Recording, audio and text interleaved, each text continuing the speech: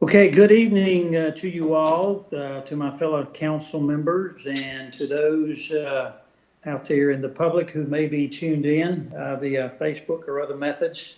Tonight, we welcome you to our regularly scheduled work session meeting, and we anticipate an abbreviated meeting tonight, so shouldn't last too long. So we'll follow our regular agenda, and we will begin by asking the clerk to call the roll. Mayor Marshburn. Present. Mayor Pro Tem Behringer. Here. Councilmember Dellinger.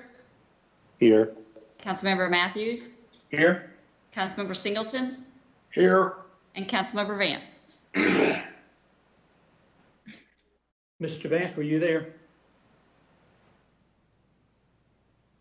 Here. Oh, okay, thank you, sir. All right, council, we're gonna go right by the agenda. I don't think there are any deviations, but we'll see about that. So the next item of business is to adopt the agenda that you should have before you there. Do I have a motion? So moved. So moved. Second. Okay. Moved by Mr. Vance, I believe, and or Ms. Behringer, and seconded by who seconded the motion? I'm sorry. I did. Okay, Mr. Matthews. All right, all in favor of adopting the agenda, please say aye. Aye. Any opposed? No. And it's so ordered. Okay. I believe we have no presentations this evening. Is that right, Mr. Manager? That's correct. Okay. So we have no reports or discussions. If not, we will move to item E. And the next person up, I believe, will be Mr. Triesenberg. Is he there? I am. Okay, welcome, Mr. Triesenberg. We are at your item on the agenda, neighborhood meeting emergency interpretation. So you have the floor, sir. All righty. Good evening, Mr. Mayor, council members. Good to see you. You as well. Tonight, I did want to go ahead and bring this interpretation of the ordinance to you as a courtesy to make sure that the department is not going off in a direction that you would not want to see us go. It is one of our duties to interpret the ordinance, and in this extraordinary time, we are trying to figure out how we can assist developers in still meeting their requirements to move their projects forward under the UDO. We do have things pretty well worked out, and we'll be doing some test runs for planning commission meetings, so we're feeling pretty confident about that. But we do have the neighborhood meeting requirement for most of the larger developments that have to go through either a special use permit process or a conditional use permit process. And so some of the folks have been inquiring as to how they might be able to do that virtually. This has been a topic of active discussion amongst my colleagues here in the Triangle area.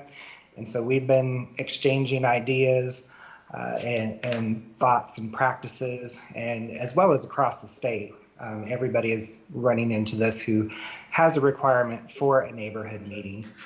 And so I've drafted this for you in your council packets tonight. For right now, I would anticipate this just being so long as there's these emergency measures in place. We went back and looked at what attendance has been for these neighborhood meetings. Now, keep in mind, we haven't had this requirement very long, but we have had cases where there have been close to 30 people in attendance. By the time you get the developers representatives as well, that can be a decent sized group. So that's why we've kind of worded it that so long as there would be a restriction in place that would inhibit a gathering of any size up to 50, 50 we feel would be a good threshold given the percentage of people that would really tend to respond and come to these type of meetings. So as long as there's restrictions on 50 people, of up to 50 people, we would allow this emergency interpretation to go forward. And so what we would look to do, and what I proposed, is that we would, again, this would have to be put in the letter, and we do have a draft letter that we supply to the applicants, and so we would redraft this template letter to include an option for a virtual meeting, much as we're doing here tonight, either via Zoom or WebEx or whatever platform the developer would like to use. But recognizing that not everybody out there may have the access or the technological savvy to participate in such a meeting, it would also include asking the developer to at least host a teleconference where someone can just dial in and talk as a group with people, or to set up a one-on-one schedule so that each person who's invited could talk with the developer or the developer's representatives one-on-one in person. Several of my colleagues have also thought about when to drop this requirement and when you would fall back on a regular in-person meeting. And so we've tried to kind of time that out with how our development process works. And so we've identified that if we put them on the schedule for Planning Commission, if that's the first meeting coming for them after this neighborhood meeting, usually we make that call about 4 weeks in advance, or three to 4 weeks in advance. So if the restrictions were to be lifted up to 4 weeks in advance, they would still be expected to go ahead and have that in-person meeting. But otherwise, if the restrictions aren't lifted, that we would be okay with them proceeding to Planning Commission, having conducted their virtual meeting as well as their teleconference phone call meeting, and that would be acceptable for allowing them to move their projects forward. We have been kind of in a delay situation for 2 months on our end, but we aren't seeing any signs that developers are really putting their projects on hold.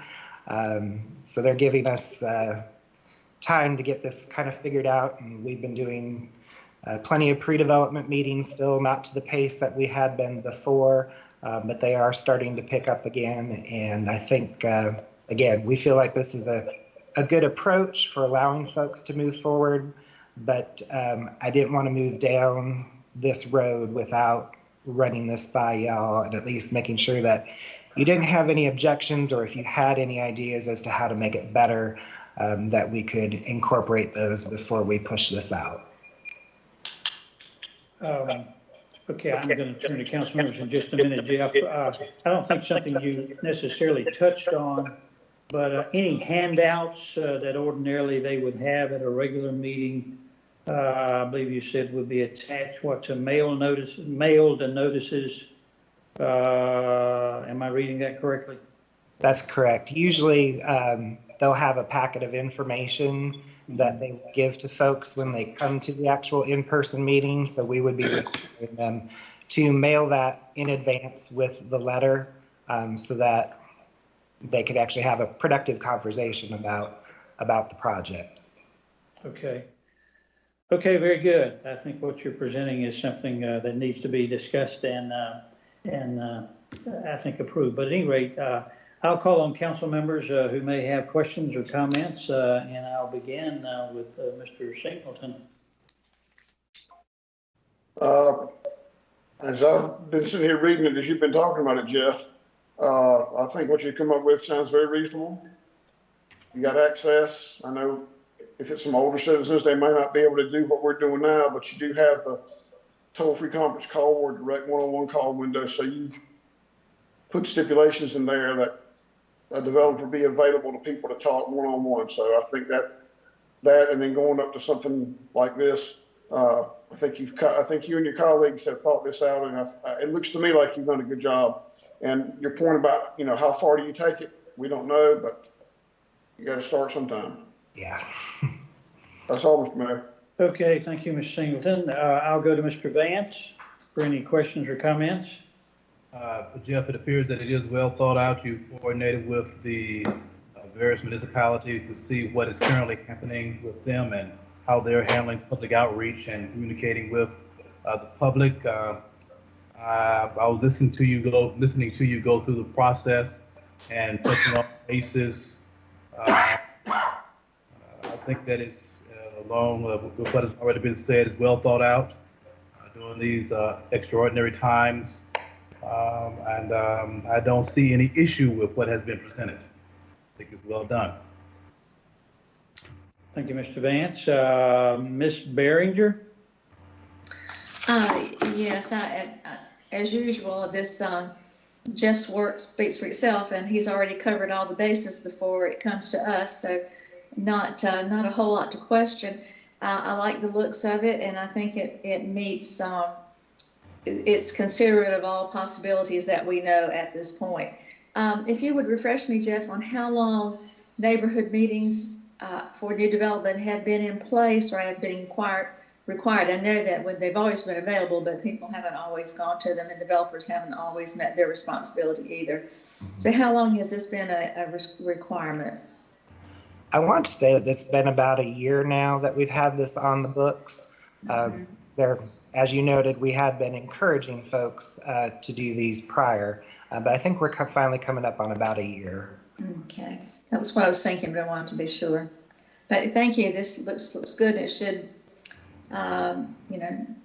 take care of any questions that people would have, and also get you off the hook whenever they don't have information. At least it was available to them. Okay, I'll go to Mr. Dellinger. Thank you, Mr. Mayor. I have one suggestion and one concern. My one suggestion is if you have a letter template that you're sending that they can follow with these guidelines on there. My concern is a little bit on the reporting side. There's been a lot of inconsistency in how they report back how these meetings were conducted and who was on the list and who showed up. I think for each of these categories, whether it's the virtual, the toll-free number, and the direct one-on-one, maybe give them a template that's, we did this virtual meeting on this day. These are the people who showed up. Make sure they capture that contact information. And then for the toll-free, say these were the times and these are the people that called in.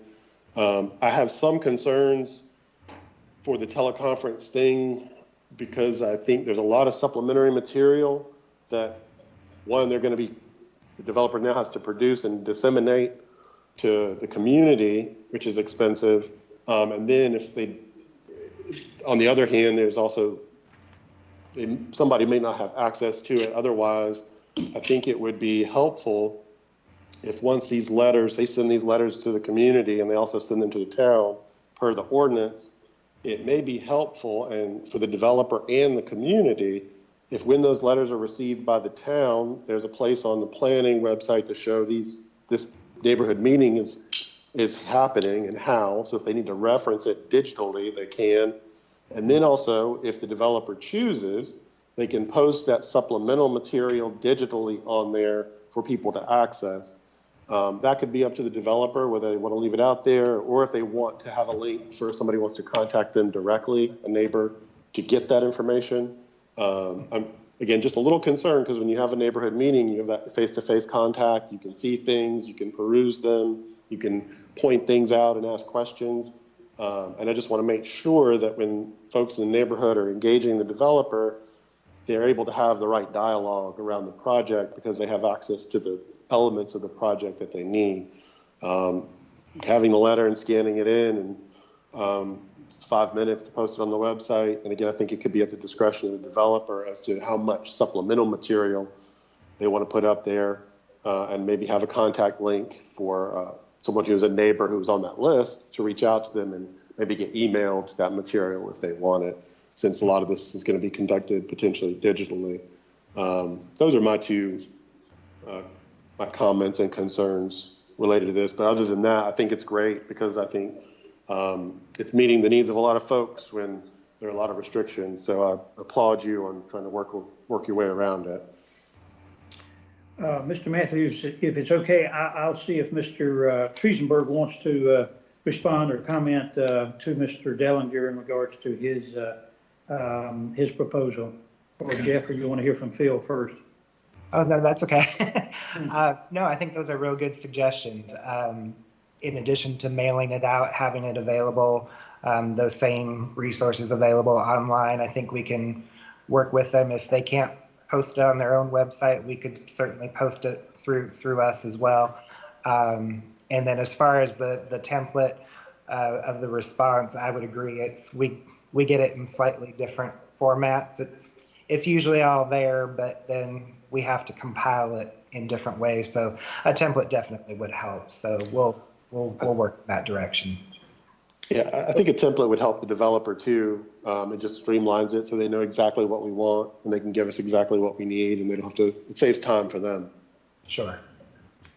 Okay, and Mr. Matthews, you can weigh in on this matter, please, sir. Thank you, Mr. Mayor. Congratulations, Jeff. I think you and the staff have done a great job on this with extenuating circumstances, and who knows where all this is going to end. But I like Mr. Dillinger's idea of that template too, so we do have a little checks and balances. I think it'll help Jeff, you and your staff.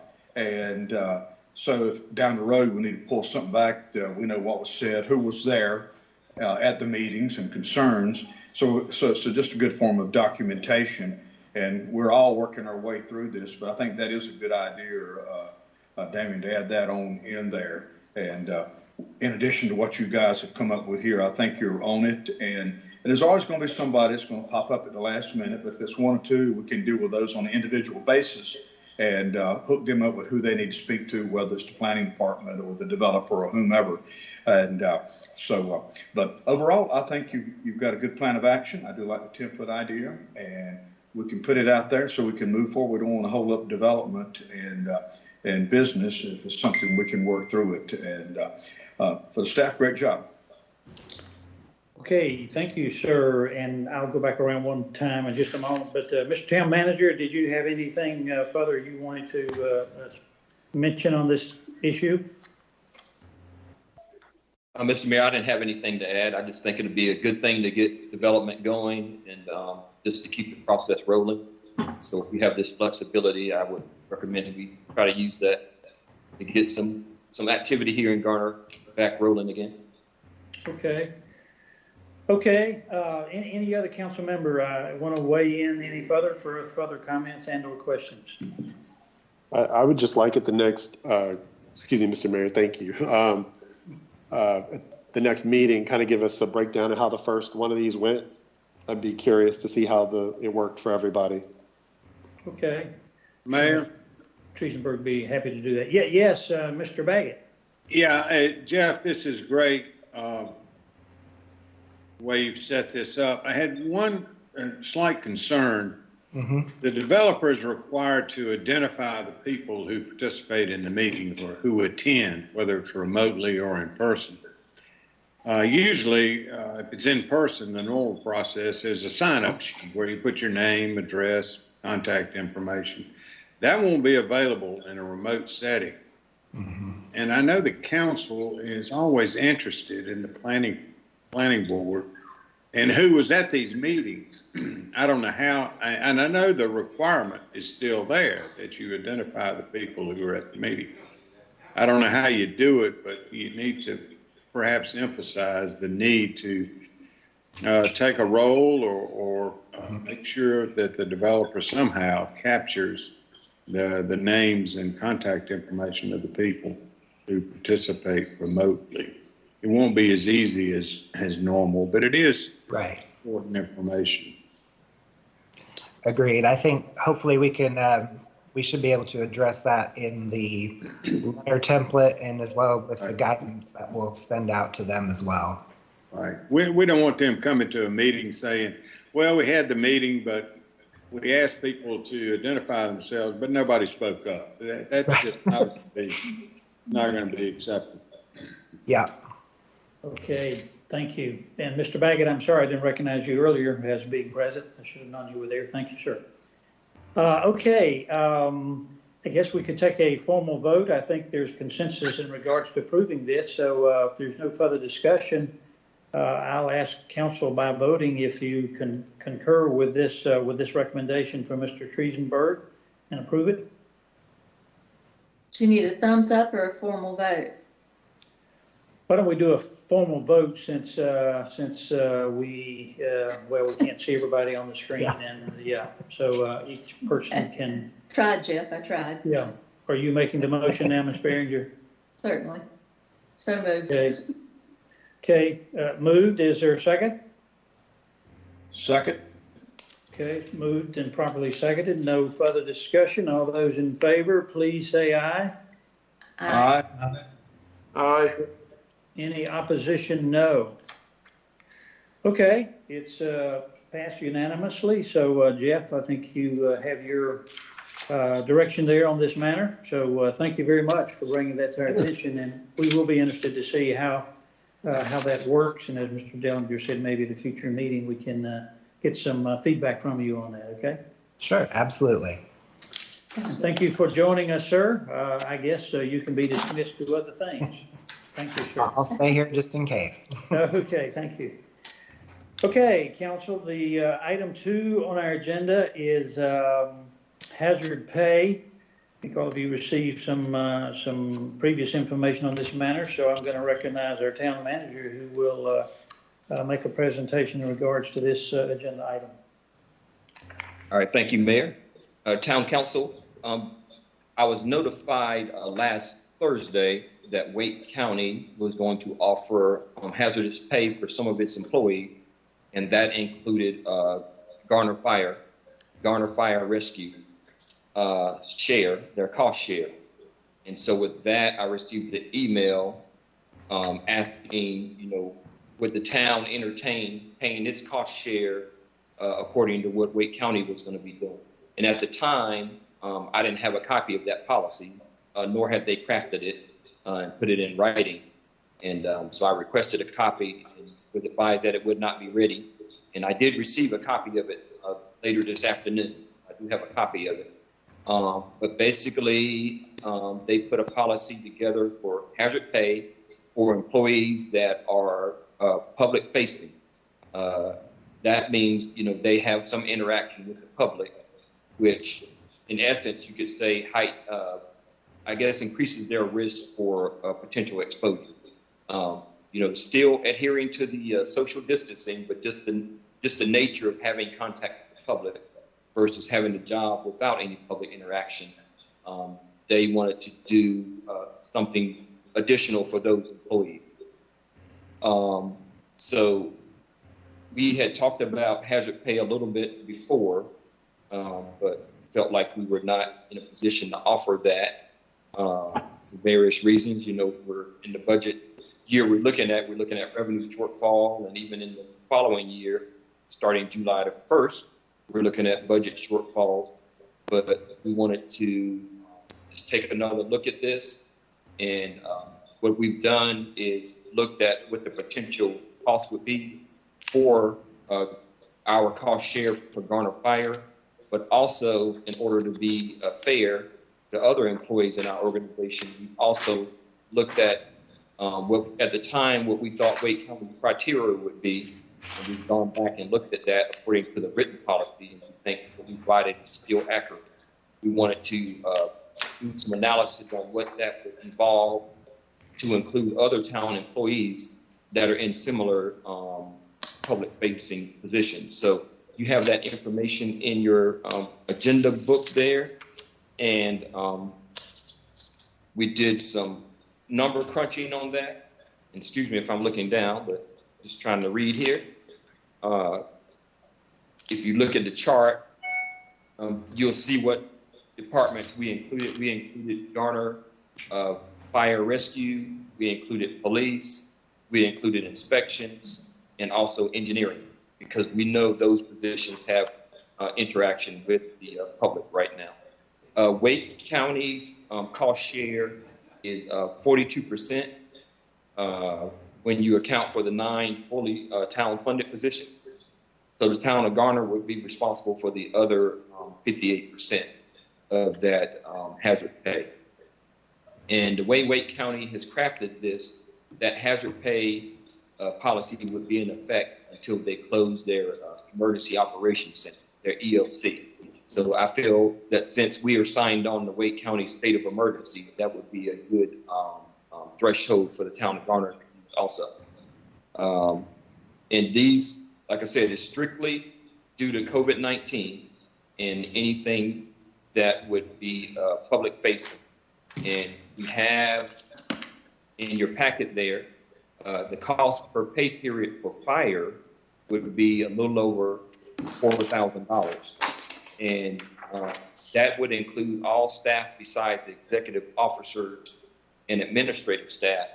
And according to Wake County's policy, it does not include department heads and some deputies or chiefs, as they call them. So there are some departments heads that are not included. Also, if you look at police in your agenda packet, actually the note says below the rank of sergeant, but I sent a correction by email that it should say sergeant and below, and then also include the animal control officers. So that it includes sergeants and officers below the rank of sergeant, and includes animal control. All right.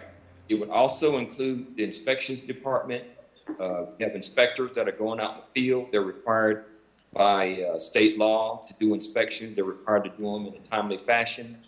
And so we're continuing to do that. And from time to time, there might be an opportunity to meet the contractor on site or homeowner or whoever and have to explain things to them, you know, still keeping social distance, but there is that interaction.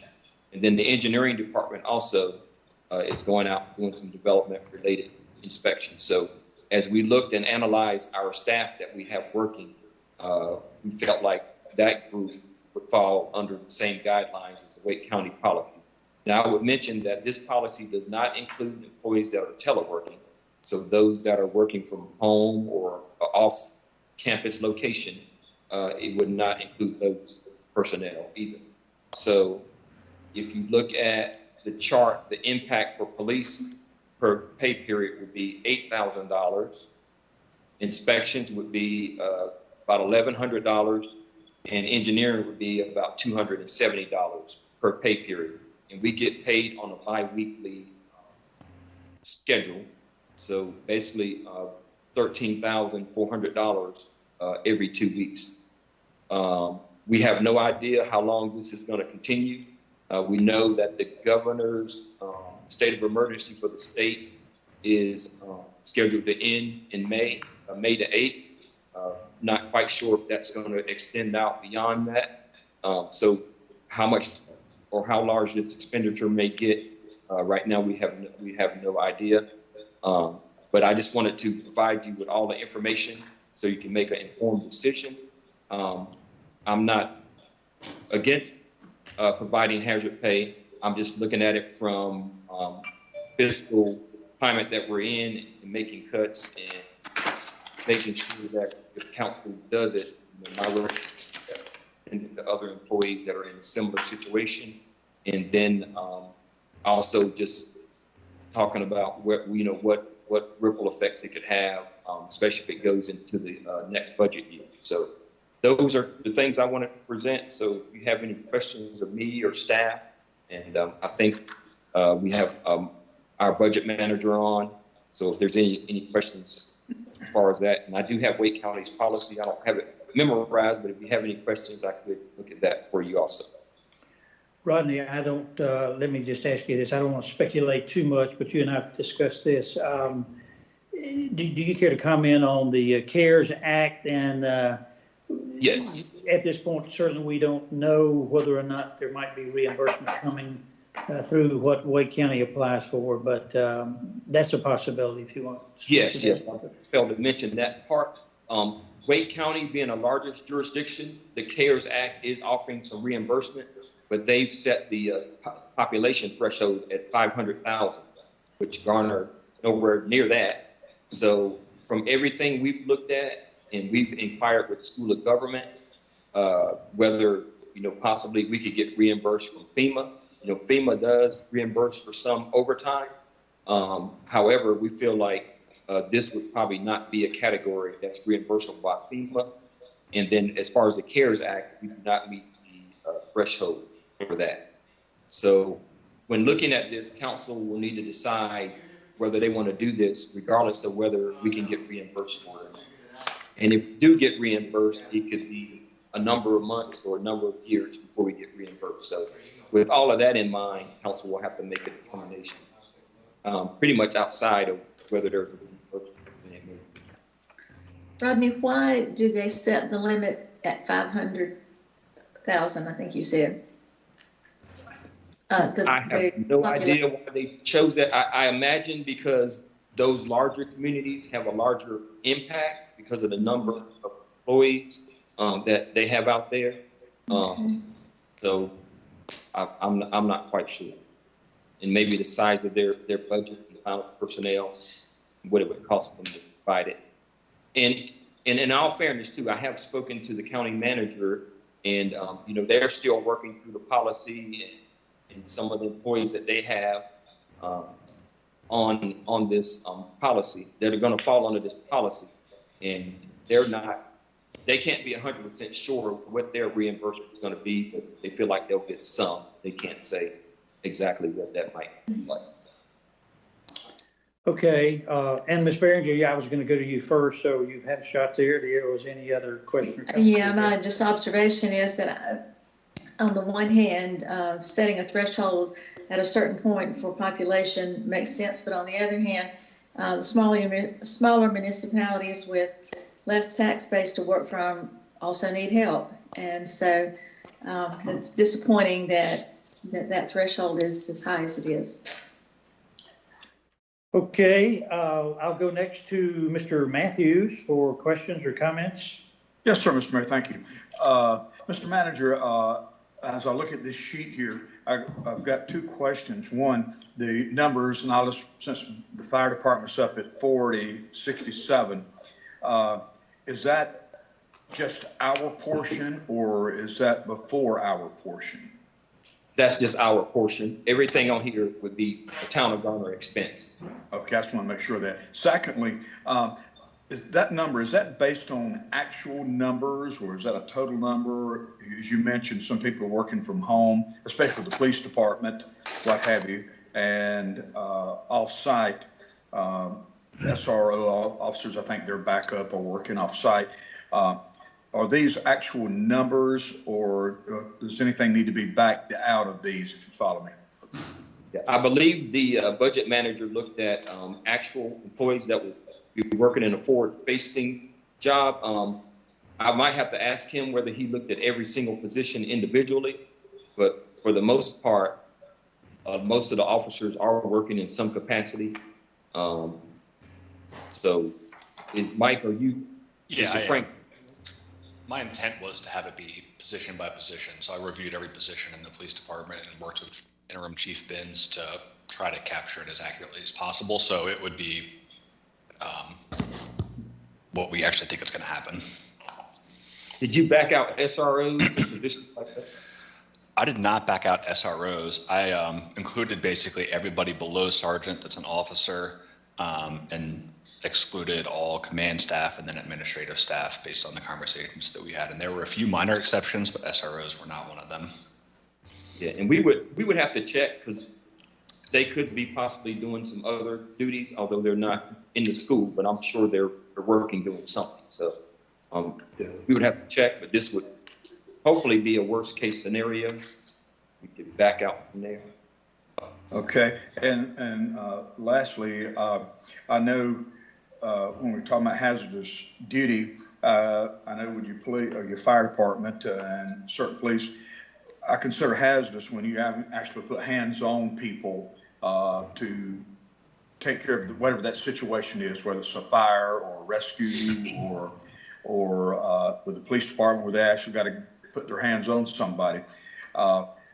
When I see that contact, that makes me more inclined to support that. Now, some of the other branches, I'm not saying they're not important, like inspections and different things, but if they're just walking out doing an inspection, not actually having to handle the potential case, is that really hazardous duty? And I'm not sure, or every town's, or all the other towns identifying engineering and inspections as a part of this hazardous duty pay, or is this just something we're doing at Garner level? And is it truly, now, I mean, truly hazardous duty? I'm just tossing that out for conversation and get feedback on it. Right. And so my understanding for Wake County, and we're modeling this after Wake County since the fire piece would be modeled after Wake County, it includes the sheriff's department, it includes their inspector, it includes public health, it includes their environmental inspectors that are going out inspecting restaurants. It's also going to include some of the folks in the EOC because they had a different policy that covered the EOC, but they've switched those employees to this policy. So it is broader than just putting your hands on folks or other. And we looked at that also because even with fire, you know, not every employee in fire is going to be touching someone. So, but to try to ascertain what hours they have physical contact and which ones they don't would be a daunting task. So I think the way Wake County looked at it is it's going to be provided across the board for employees whose general duties day to day is forward and public facing. You know, if they get reassigned to something where it's not public facing, then that status would change and they would not fall under the policy. But for the general purposes of their everyday job duties, you would go by what they do on generally every day. Okay, thank you. That's all I had, Mr. Mayor. I just want to bring Okay, that. thank you, Mr. Matthew. And One thing I would add, so, because a firefighter could go a day or multiple days without responding to a fire or emergency. So if you just looked at that at a criteria, that would make it more complicated. Oh, I agree. I totally agree with that. You could do that because you never know. It could be 5 times a day, or you go 3 days and nothing happened. And Same with police. That would be a nightmare to try to monitor, and I agree. Same with police.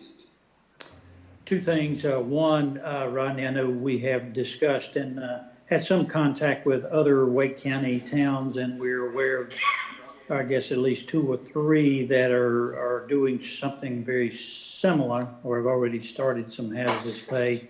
Essentially, I think for the same departments. Would that be a correct statement? That's correct. Very similar. I haven't looked at them side by side, but I know the city of Raleigh is providing hazardous pay, I think 5%, not mistaken. And it includes law enforcement and it includes others that would be public safety doing what they consider hazardous duty or potential for exposure. Apex just recently put a policy in place that's 5%.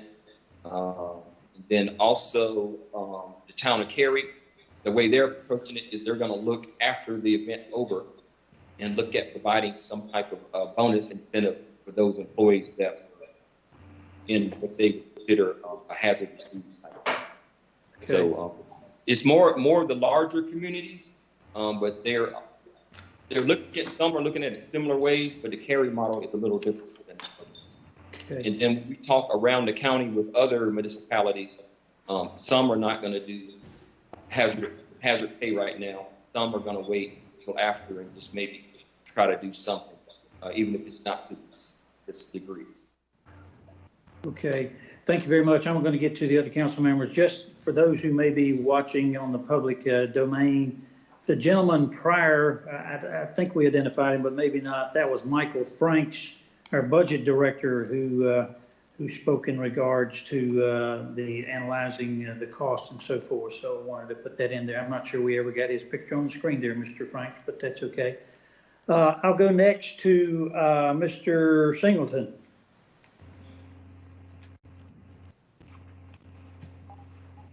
Well, I believe my questions have been answered. It's just interesting that some towns are doing it, some towns aren't. It's public interaction or public facing, as Rodney stated. First responders, they're the ones, first responders, which are fire required in Wake County along with EMS. And of course, police go to all kinds of calls that may not be a first responder, but it's public interaction. So, I can understand what they're doing. Again, I believe, how long will this take place? Who knows? But based off what the county's done, and Rodney and staff feels comfortable with what the county's doing, I'm assuming we're going to have to adopt a policy also. Is that right? We'll have to formally adopt the policy. Is that correct, Rodney? That's what I would suggest, that we have a policy similar to Wake County. They have a policy of how they would handle COVID-19 hazard pay. I think we'd have to formally have that in place also, because if we're going to pay them, we need to have a policy to back up why we're paying them. So just making sure. I'm assuming we'll get that at a future meeting. We'll have that on maybe on a consent agenda or something, correct? Correct. Okay. All right. That's all, Mr. Mayor. Mr. Mayor, could I add one other item of information? Wake County is making theirs retroactive back to April 16th, and that's when the state of emergency for Wake County started. And the plan is that it would end at the end of the Wake County EOC, or state of emergency, if they coincide with each other. Okay, yeah. The fire department did let us know that they were making it retroactive then, I believe. Mr. Vance, give you an opportunity to weigh in on the matter. Well, Mr. Mayor, the questions have been asked and answered, and I really don't have any questions to ask at this time. Okay. Mr. Dellinger, I believe is up. Thank you, Mr. Mayor. So the General Assembly has come back today. Has there been any guidance from the league on what they're trying to pursue on COVID-19 financing for local governments with regards to maybe hazard pay or other types of gap filling that municipalities might have? Do we have any idea what they might be looking at the General Assembly over the next week or so? I haven't heard anything in particular. I do know, like you all do, that they are talking about some type of funding package, but I'm not sure who it's going to go to. It could be geared more for the private sector. I'm not sure what they plan to do for the government sector. Our biggest thing is we don't want them to take away anything we have right now. So, that's probably the first order of concern for us. And then what they do on top of that. I can add a little, not much. This is Fred. A bill was introduced today. Several bills were introduced to deal with the COVID problem. And one of them has to do with how the state will handle federal money channeled through the state. And part of that is anticipated, or it hoped to be directed to local governments. It would be federal money managed by the state. But the bill as introduced does not contain any indication that something as specific as hazard pay would be addressed. It is possible that to the extent Garner might be eligible for some federal money channeled through the state in aid of local governments could be used for this, but there's nothing that specific about hazard pay, and it is a vague possibility at this point. Okay, thank you, Mr. Baggett. Mr. Dellinger, did you get your questions answered? Couple other questions. I know the answer to this one. Do we have any idea how long the EOC will be open? We have no idea Right. because like the deadline right now for the governor, the county state of emergency is going to end in a couple of days, and the mayor will talk about that a little bit later. But the state of emergency is to May the 8th, but that could be extended multiple times, depending on the numbers and the data and the situation at the time.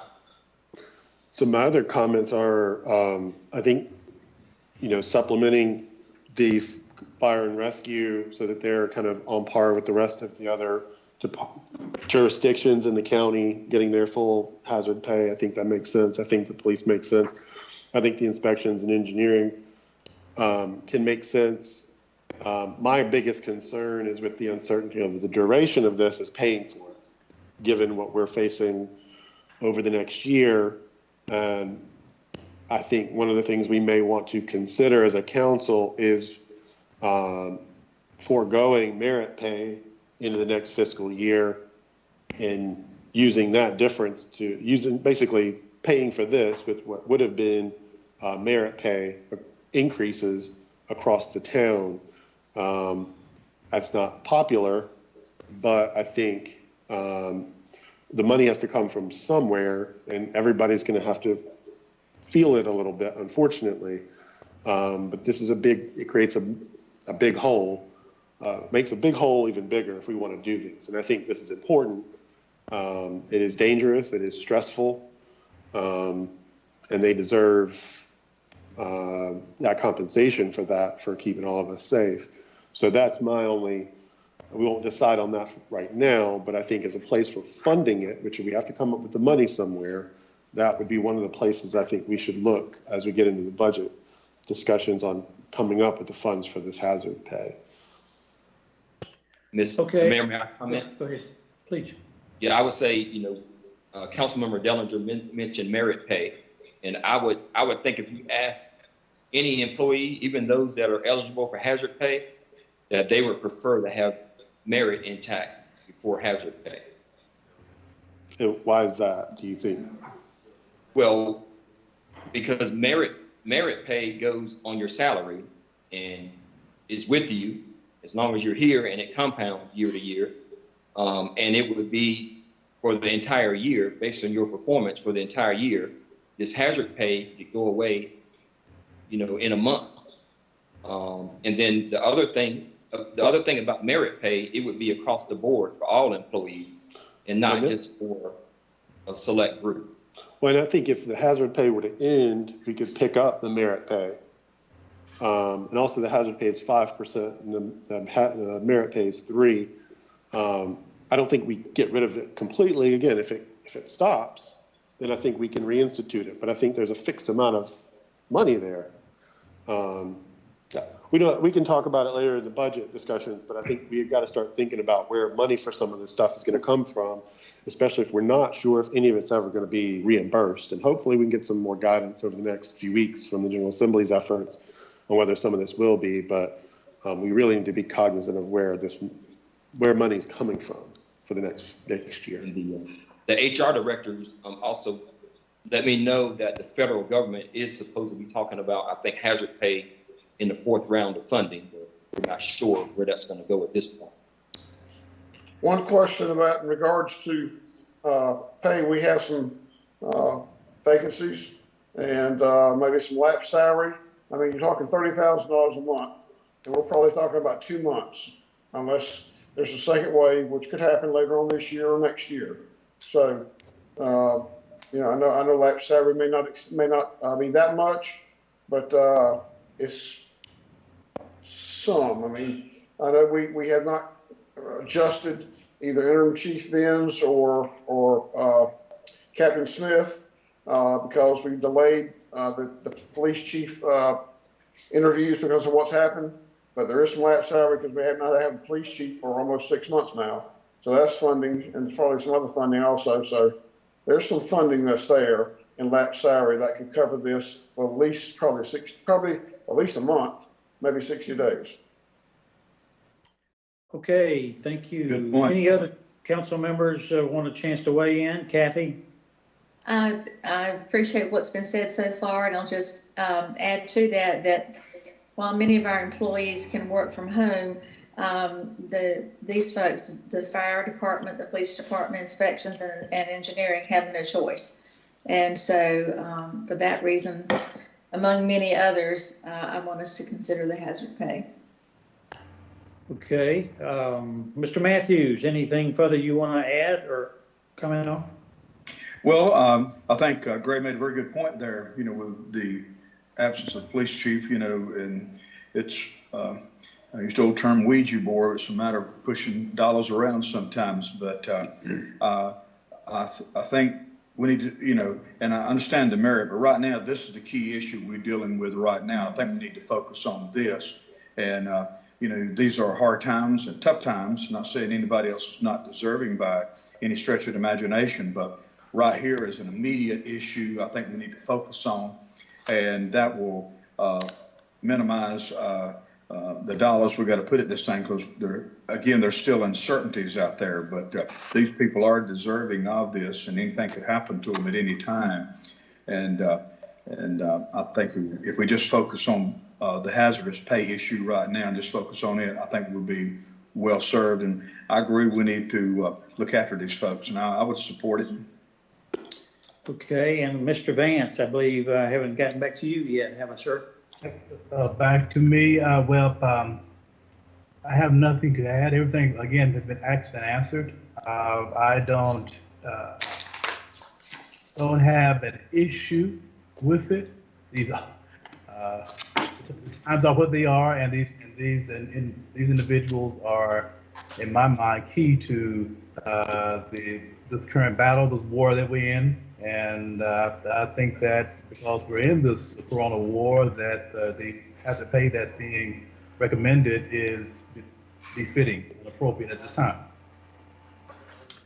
Okay, thank you, sir. And yeah, I think everybody's is aware of the physical challenges of this, given what's happening and physical constraints and so forth. But Mr. Manager, would it be fair to ask if, I believe the consensus of the council, I'm going to ask for a vote in just a minute, is to move ahead with this. How soon, I guess, would you be able to bring back to us a more specific proposal as to how we would pay for this hazardous pay? I could bring it back to you. How a proposal on how to pay for it? Yeah, or how you would propose, at least initially. We don't know how far, we don't know how far we go. Obviously, a couple of council members have made some suggestions, but whether or not you and Mr. Franks and others might know of other sources or resources. Yeah. Well, yeah, we could certainly bring something back, I guess, fairly quick. We know we have fund balance. And then Mr. Councilmember Singleton mentioned lap salary. And we've taken lap salary and unfilled positions, some frozen positions, into consideration as we try to meet just the normal budget shortfall. Well, I shouldn't say normal. The shortfall we expect based on the effects of COVID-19 on the sales tax, on Parks and Rec revenue, motor vehicle revenue, and all the other revenue shortfalls we know are going to be coming. So we've kind of taken some of that into effect already. But we can certainly bring some recommendations on where the money would. Okay, well, I guess we could vote, even though I'm sensing a consensus among council members to encourage that we implement this, and I guess we could wait to vote when you bring that back. Or do you feel a need, given what the fire department and the county is doing, to go ahead and definitely have an agreement that we're going to do that? Well, it is retroactive. The issue is that we probably were not going to have another meeting until May 19th. So I don't propose we wait that long. Okay. If council's so indulged to do it. Mm-hmm. So some guidance now would be good. We will have to bring a budget amendment back to you if we're going to be moving money around, depending on what sources we use. But we could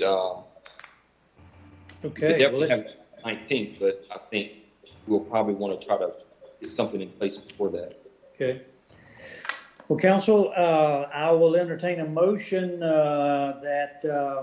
what is your pleasure? I believe I know what it is. Time out. Okay. I don't know how we can formally do something without a policy in place, because we're changing policy for the employee manual. I mean, we're doing something that I don't think we can do. We can probably do it, but we don't normally change pay rate and pay grade and make raises without having something formally in writing. I know Rodney's right. We shouldn't make till the middle of May, but maybe staff needs to give us a copy of that Wake County policy maybe we can conditionally agree to it, but I'd like to see the policy in writing first before we're going to agree to do something. I think we all agree that we're going to support it, but I think we're supposed to see a policy and see something in writing first before we vote to change salaries. I didn't know we could just, I didn't just know we could just willy-nilly change salaries that easy, because we can change salaries in 24, 36 times a year every time we meet. If that's the case, I don't think we can do that. Well, I think we all acknowledge this is a unique circumstance, but I'd be happy if Mr. Baggett wanted to weigh in on that, but I hear your point, Mr. Singleton. I don't have anything to add. Okay. And I can have this policy with staff's assistant. We could have something in writing for you, by tomorrow, or at least easily by the end of the week. So that's, that's going to be that big of an issue. My concern too. We may have to just have a meeting on May the 4th, and just for the express, just to have this as an item, if we need to have a vote and a policy in place. I would be in favor of that, and I would also be in favor more of a motion that would carry this through the end of this fiscal year. My concern is that, yes, the states of emergency are set to expire, but again, no one knows how long this is going to last. And if we have a period where there's consecutive hazard pay that goes into the next fiscal year, which is, I think is very possible, we don't want that running up against, again, having to fit that into next year. Then we're looking at having to fit this into next year's budget in addition to everything else. So then it becomes part of a larger budget discussion. So I'd be in favor of a short meeting to go over and approve a policy that would greenlight this hazard pay through the end of the fiscal year. Okay. Anybody else on council want to weigh in on that suggestion? I mean, ordinarily we would have had a meeting the first Monday in May anyway, but we can make that a one agenda item, I guess, and certainly have that meeting on the first Monday in May. Is that next week? I believe it is, yes. That would be Monday, yep. That sounds reasonable. I'm fine with that. I'm good. Okay, so if there's consensus on the meeting where we will take formal action, Mr. Manager, I believe you have your directions for what we need to consider at that meeting. Is that correct? That's correct. Yes, I do. Okay. Okay, so I don't think any formal vote is necessary tonight, but we will take the formal vote. We will anticipate doing that at the first meeting in May. Okay, everybody settled on that? Yes. Okay. All right, thank you. Thank you, Mr. Manager. We will now go to the next item on our agenda, which is, reports from council. But first of all, we'll go to a manager report. Oh, all right. I'm adjusting my papers here. The manager report, what I have, you have a budget calendar in your packet. And we put some dates down that we need council to look at and kind of show some of the meetings we have here. And as far as the budget, we may have some meetings beyond what's shown in here, but this is primarily talking about the budget. So, we just added a May the 4th meeting. We have the budget work session. We would get the budget to you first week of May, which is next week is the plan. And we would also have a special work session on May the 20th. So that's the night after your May the 19th meeting. At the May 19th meeting, we would have our public hearing as required by state law for citizen input. And then not shown on here, we could potentially have a May work session if we need more time to discuss the budget. And that would be the last Tuesday in May. I don't have that date, but that could be the last Tuesday in May if needed. And then in June, we would have another public hearing on the budget on June the 1st.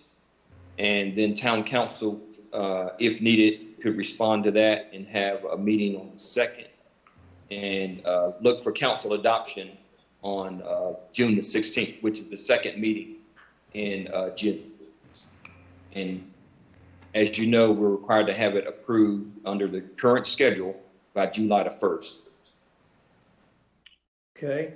But there is a possibility that the General Assembly may alter that. I know Mr. Baggett mentioned that at our last meeting, and of course, they just got in today, so that deadline could possibly change, but I think we all recognize that. Well, Right. since I mentioned it to begin with, let me tell you, I think that's very unlikely. Okay.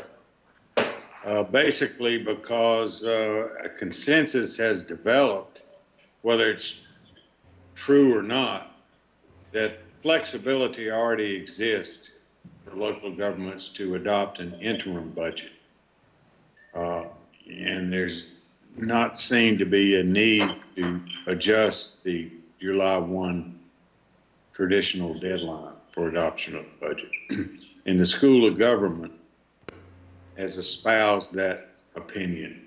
It's not a legal opinion, it's just an observation that you don't need to change the July 1 date because they can adopt an interim budget anyway if they need to. That's only good for a brief period of time because the drop dead date is the time to adopt the tax rate, which is going to happen in the late summer anyway. So. Okay, thank you for that update, sir. Thank you, Mr. Baggett. I'd work on the July 1 date as Rodney has suggested. Yeah. Sounds good. Okay. Any other comments on the information before you as relates to these meeting dates in May in particular and June? I have a couple of questions. Okay. The town council budget special work session on the 20th, will that be an evening session? Typically, when we have budget work sessions there during the day, is that going to be evening as well as the potential one on, where's the next one? On this June the 2nd? The plan is for the initial one on May the 20th to be an all-day session. Okay. In the past, we started, in the morning and Right. gone, as long as council wanted to, usually till 5 at least, 5 or 6. And then the next one's going to depend on where we leave off and how much more time council believes you need to make a decision. What time will that one start though? Well, it's going to depend on how much more is left to go. Okay. It could be, staff is flexible. It could be another full day session, or it could be a night only session. It just depends on what lingering questions or information is needed. Okay. I was just curious in terms of time scheduling, on our parts for other things that we're responsible for, whether we should go ahead and just mark off that whole day in anticipation of eating the whole day, or when, well, we won't know until the 20th. Okay. In the last few years, the council has only needed one full day and then maybe a part of another meeting or part of another day. So we are in a kind of unusual budget year, so I'm not sure how much dialogue and information is going to be needed. Okay, thank you. Let's see, Mr. Vance or Mr. Matthews, any questions regarding the manager's suggestion for future meeting dates, particularly with emphasis on the budget? I'm fine with the dates. When we get, Rodney, I'm not sure how you have done it last year. Will we get this in a hard copy so we can do what we need to do with it and be all over it and go back and forth? Just in the event we've got to be online doing these things. Yeah. Will that be a workable thing for us to all have a hard copy of the budget or a proposal? Yeah, in the past, some council members only want an electronic copy, but I think if we're going to be doing teleconferencing, that Right. it would be prudent for you to have a hard copy to follow along. Yeah. Okay. Yeah, we can do Thank you very much. I'd like that. But our plan would be to offer a hard copy so you can follow along. Use your device for the teleconference. Mr. Vance, any weigh in on this? What has been proposed, I'm okay with. Okay, thank you. Mr. Dellinger? Looks good to me. Okay, all right. And Go ahead, Mr. Mr. Mayor, Manager. yeah. So that's one thing and maybe you're going to prompt for this, but the budget session is a lot longer. Probably requires a lot of interaction between staff and amongst council members. So whether some of that's going to be in person or not, is something that we might want to talk about. And I'm not saying everybody needs to be here, but it might be more. I'm not sure how it's going to flow as a 8-hour video conference. So we might have to think how we can social distance and still get what we need to get done. I like the social distances on that all-day event because I just can see, I think we can accomplish more and probably in a quicker time and have everybody right there together, and you have resources if you need to pull something up or what have you. But that all-day session, I would agree, social distancing and like in the training room or wherever, and I think we probably could pull that off. I generally agree, but I don't think we have decided tonight since we're having a meeting on May the 4th, but that's an item we need to come back to since we now have the dates that we're sure we're going to meeting on, and we need to decide at least by then, how we're going to conduct those meetings. And we do have a nice, large training room, and we can certainly social distance in there if need be. So I would say to council, be prepared on our Monday night meeting to indicate how we would plan to meet at least on this first budget meeting, and maybe subsequent ones as well. That's later in May. And we may have we probably will have some further proclamation or change on the state of emergency that may address this issue a little further. But at any rate, those dates, Mr. Manager, seem to be agreed to by everybody. Was there anything else you had? I believe that's all of the reports I have. That's all I have. Okay, if we need to come back to you, we can. So I'm going to go to council reports at this time, and I will start with Mr. Matthews. I have nothing right now at this time, Mr. Mayor. Okay, thank you, sir. Ms. Behringer. Yes, I have a few items. I would like for us to ask the police to bring the radar trailer out on Garner Road. There is quite a bit less traffic now, but the traffic seems to be moving quite a bit faster too. And in some cases, it looks almost like people think it's a racetrack since there aren't many obstacles. So I think we just need a reminder that the speed limit is to be observed, no matter whether it's congested or not. So if we can get that in place. There is a tractor trailer that has been parking again on the railroad right away up near the church and the Easy Glass and so forth. And it used to be just on the weekends, but now it's pretty much all the time. And that's not part of the zoning. There is a property, I believe it's 106 West Garner Road. It's the corner of West Garner Road and Penny Streets, duplex rental property. Needs mowing again. We did get it mowed about a month ago, maybe not quite a month ago, but it has gotten pretty tall again. And I understand that property has recently changed hands, so the new landlord may not be quite in sync with what's required here. And then I had a question today about when the fencing is put up on the railroad right away, I guess it's the North Carolina Railroad. At any rate, will the crepe myrtle trees be left intact? And there is a lot of sentiment in the community that those trees need to be left intact. Yeah, I asked Mr. Hodges to respond to that, but my understanding is the trees will be intact, but I know they have a distance to keep the fencing away from the track. But Mr. Hodges, you have anything to add? We've not discussed removing any of the trees, Ms. Behringer. I know today when they have worked on the fence and then installed it from New Rand Road up to Emory Street, that was how much got done today. There was some underbrush and some other kinds of growth that was trimmed away.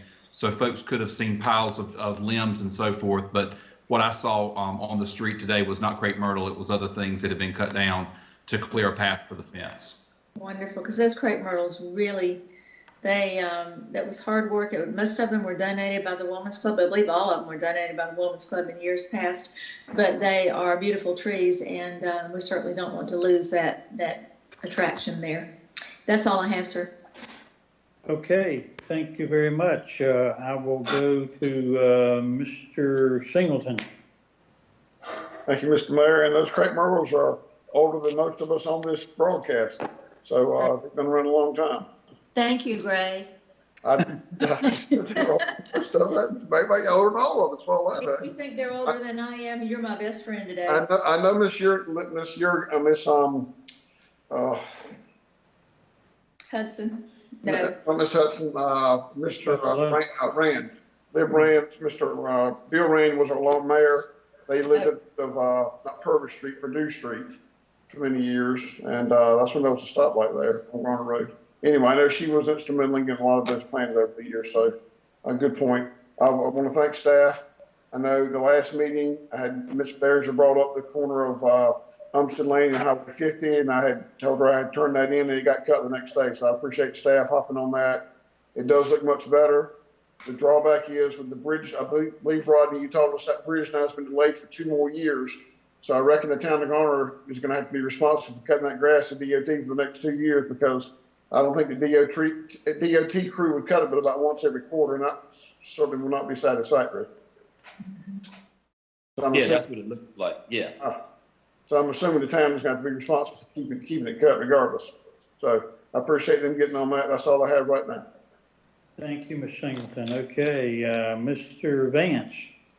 Well, I think I saw Chief Benz on. I'd just like to say for all the public servants out there, keep up the good work, what you're doing, and stay safe. That's all I have, Mr. Mayor. Thank you. Mr. Dellinger. Yeah, let's echo what Mr. Vance said. Thanks to all the town employees who are still working and keeping everything running and keeping everyone safe. I have 3 quick things. I saw on WRAL that their inspections department was doing virtual inspections. They were doing about 100 a day on really simple inspections. 20% of their inspections were being done virtually with an inspector, I guess, in an office or at home, and the contractor going around and showing stuff.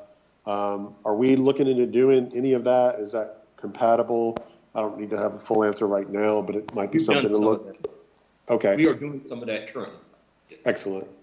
Just another good way to keep people safe. My other question is around masks. Are we still good for masks or police and fire?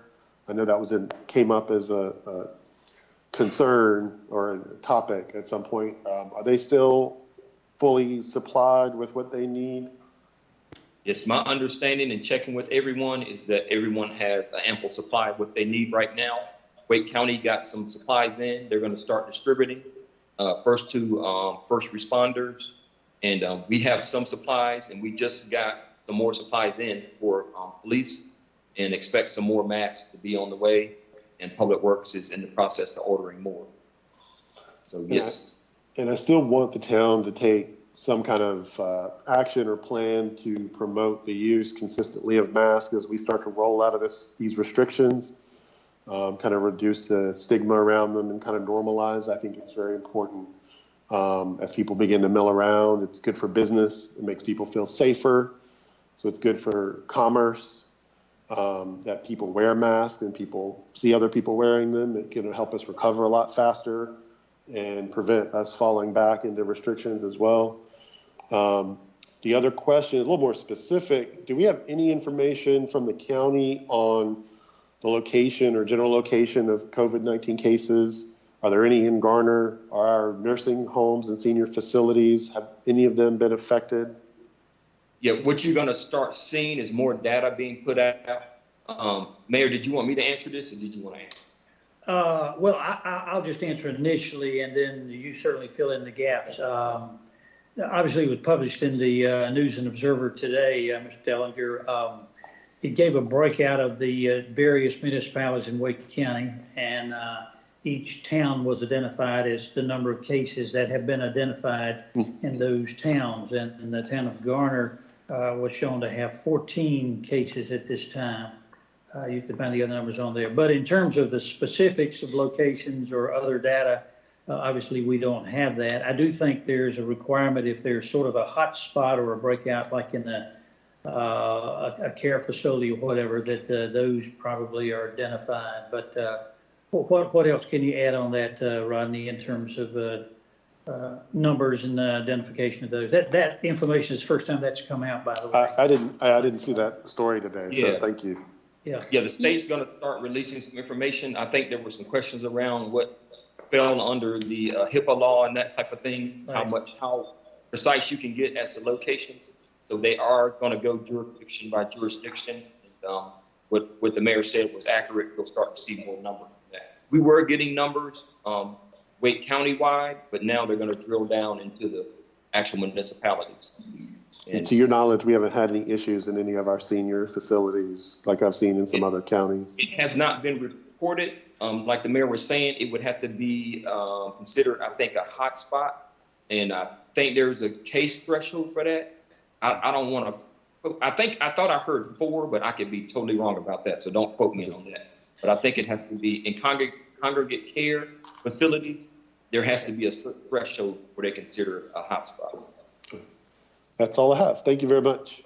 Okay, thank you. Touching on that right there, I believe when it says Garner or any other town, Rodney, that's based on a zip code. It's not, they don't know their addresses in the corporate limits of Garner. It's based on the zip code, right? I was wondering that, but I can't be certain how they initiate that data, if it's by zip code or corporate limits. So I have no. One of the messages. I'm thinking it's by corporate limits because there's also a category of unincorporated Wake County. So I'm thinking that it's by corporate limits, but I can't say that there are no Johnson County Garner addresses in that number. So I can't answer that. One of the sports message boards I read, they have an open section, and there's some guys who spend a lot of time, or people, wherever they are on this. They said they thought it was done by zip code. One of these guys is a research person, so I don't know if that's true or false, but anyway, whether it's zip code or not, we don't have many cases. We're very fortunate so far. And the point Damien brought up about nursing homes and rest homes, we're fortunate because I've got a friend whose mother is 95 and she's down at the one in Clayton where they've had 7 deaths so far, and about 3/4 of the folks in there have been tested positive. And she was deathly ill in January, and they think she had it then. And you hadn't heard about people having it in January, but their symptoms all line up with COVID-19 in January. So I'm just saying she's not the only one. But anyway, she survived, but there's been several deaths down there, and it's a real tough situation. And you can't go there to see your mother or father either way, or a family member, so it's tough. But yes, I saw that in the paper last night. They put that on the website, the News Observer. They're trying to get more details. And at one time, Rodney, a hotspot was 2 people, which I thought was strange. I didn't know 2 people could constitute a hotspot, but I think you're right. They did change it to more than that now.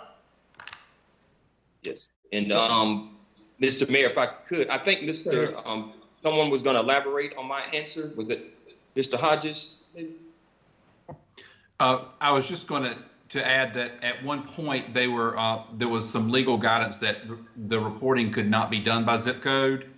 Now, how that translates to being able to do it by municipal limits and what the difference is, I don't know. But I believe that there was a ruling from the attorneys that it could not be reported by zip code. So I think the attempt there is municipal boundaries and not zip code. And I think I'm getting some information that it still may be 2 or more, but we'll have to check on that. Yeah, which is a good lead in. I think all council members have reported, so the mayor's going to take his shot here.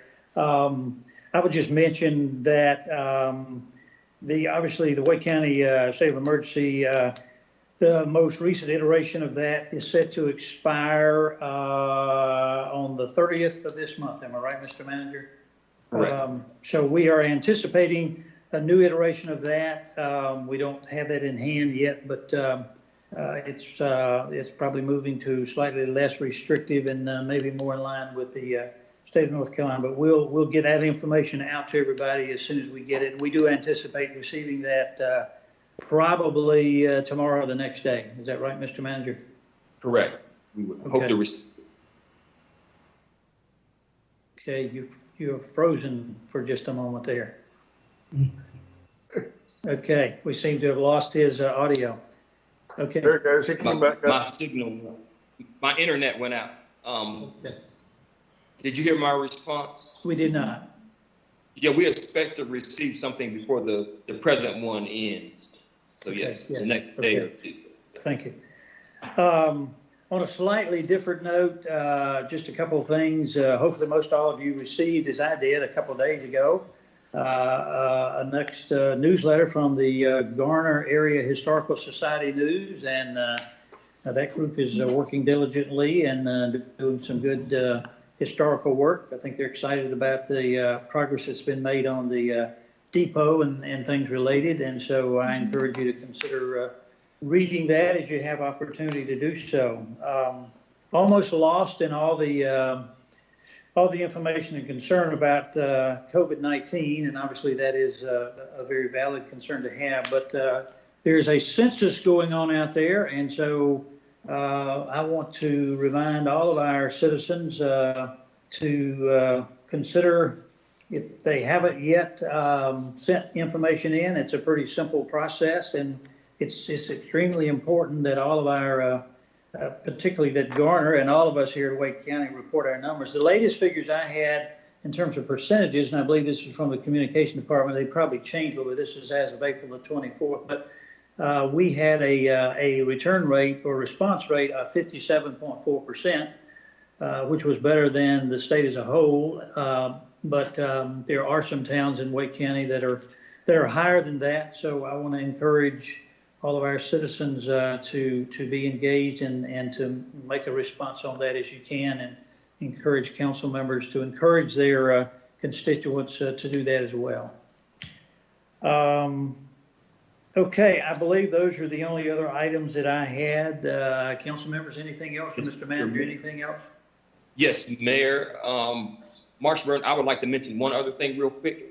I sent it to you in an email, but it's certainly worth stating publicly, is our police department had their 3-year accreditation review, and they passed, and the assessors were really impressed. And matter of fact, they said that some of the materials and planning is among the best they've seen, and that with our permission, they'd like to be able to share them as models for agencies that are struggling. So once again, you know, our police upholding its high standards, and want to credit the police department and also Dana and the police department for the work she's doing.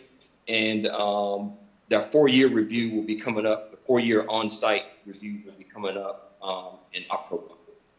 Okay. So kudos to the police department.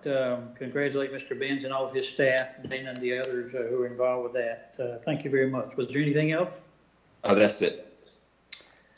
Okay. As council knows, the next item on the agenda is to go into closed session to take care of a couple of matters at least. If there's nothing else yet for this open session, I will entertain a motion from council to go into closed session pursuant to the North Carolina general statute cited there. Is there a motion? So moved. Okay. Mr. Baggett, do we need to actually give the site there?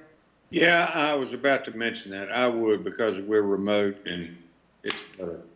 Okay.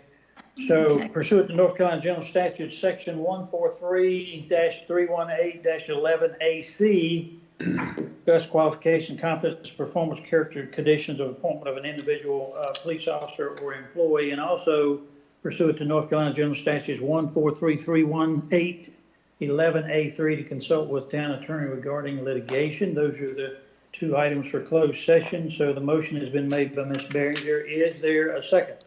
Second. Okay, any question or comments? Hearing none. All those in favor, please say aye. Aye. Aye. Any opposed? There is none. So I will declare that we will now go to closed session, and we'll take maybe about a 2 or 3 minute break. And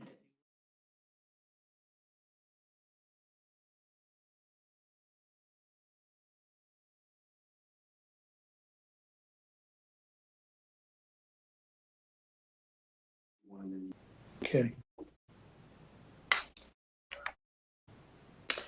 Okay, the council has been in closed session for the last while, and during our closed session, we received a report in regards to a legal matter that we will take some future action on, and also had some further discussions about another issue regarding legal representation that we will deal with at a future date.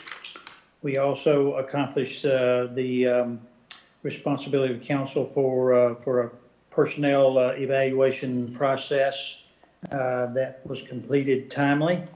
And so council, I believe that's all, and we're back in open session. Unless there are other items to come before us, I will entertain a motion that we adjourn. So moved. Moved, is there a second? Second. Okay, moved and properly seconded by Mr. Matthews and Mr. Singleton. All in favor, please say aye. Aye. Aye. Okay, and there is no opposition. So I declare that this meeting of the council is now adjourned, and we'll meet again probably on May the 4th at our next regular meeting in May. Thank you all for your time and for your deliberations tonight. And good night. Good night. Good night. All right.